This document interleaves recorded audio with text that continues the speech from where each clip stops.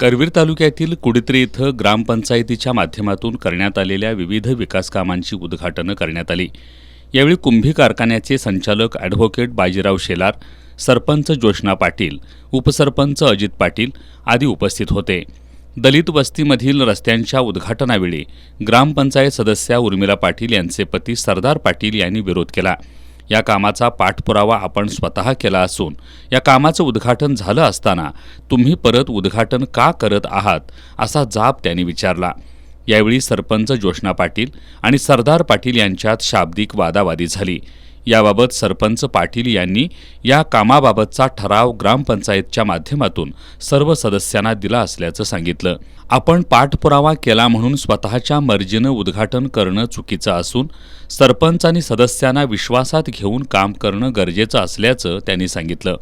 यावेळी के.एम. केरळकर, पांडुरंग माझगावकर यांच्यासह ग्रामपंचायत सदस्य आणि ग्रामस्थ उपस्थित होते।